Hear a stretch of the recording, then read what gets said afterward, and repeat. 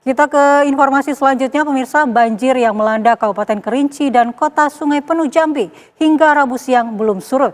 Tingginya intensitas hujan yang melanda di wilayah Kerinci membuat Sungai Batang Merau terus meluap hingga menggenangi permukiman warga. Hingga hari ke-15, bencana banjir yang melanda Kabupaten Kerinci dan Kota Sungai Penuh masih terjadi. Sungai Batang Merau terus meluap dan menggenangi ribuan pemukiman warga. Ketinggian air mencapai 2 meter. Tim gabungan yang terdiri dari Basarnas, BPBD, TNI, dan Polri terus berupaya mengevakuasi ribuan warga terdampak banjir. Sejumlah petugas menggunakan perahu karet mengevakuasi warga yang terjebak di tengah banjir. Pemkot Sungai Penuh juga menetapkan siaga bencana 7 hari ke depan. Dari data BPBD Kota Sungai Penuh, sebanyak 24.300 jiwa terdampak banjir.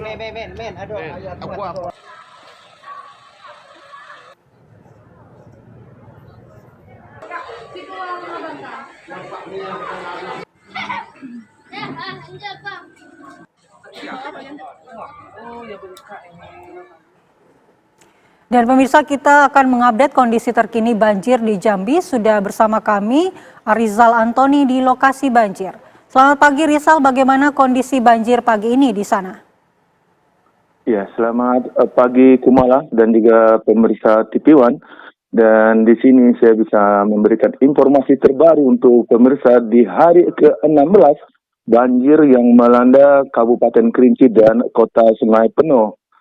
Dan untuk sore kemarin dan pagi ini kita lihat dari informasi kami lihat banjir di Kabupaten Kerinci, yaitu di daerah hulu yang paling ujung di Kabupaten Kerinci di Sungai Batang Merau. Banjirnya sudah mulai surut dan warga pun mulai untuk membersihkan rumah mereka. Nah, di Kabupaten Kerinci ini sebelumnya terjadi banjir itu ada 11 kecamatan dan terus meningkat, banjirnya menjadi 13 kecamatan yang terendam. Namun saat ini ada 6 kecamatan yang masih terendam di Kabupaten Kerinci. Itu daerah hilir, di daerah Muara, di Danau Kerinci.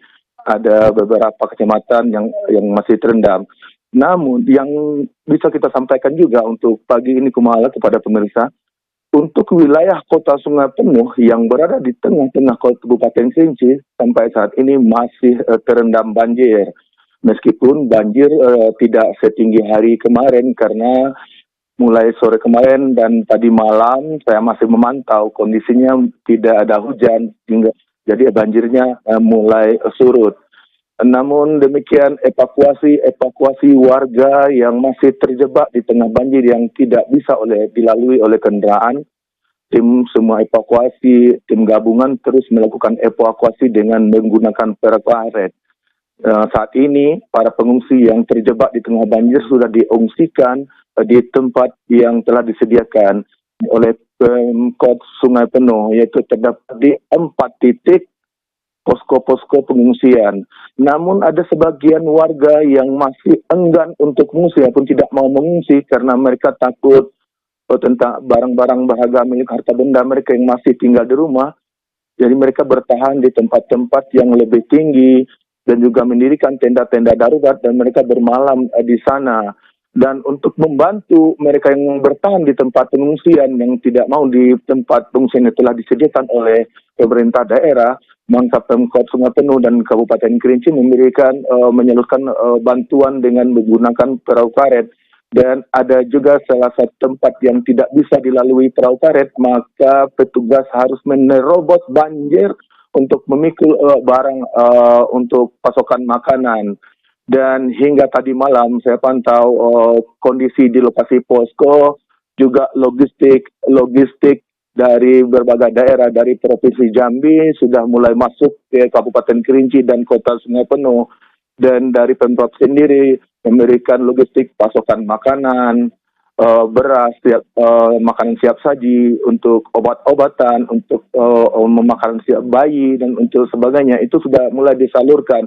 Namun untuk penyaluran bantuan yang dilakukan oleh Pemprov kemarin itu terkendala ada salah satu jalan yang penghubung Kabupaten Kerinci dan Kabupaten Bangko untuk menuju provinsi itu terputus total, dihantam oleh banjir.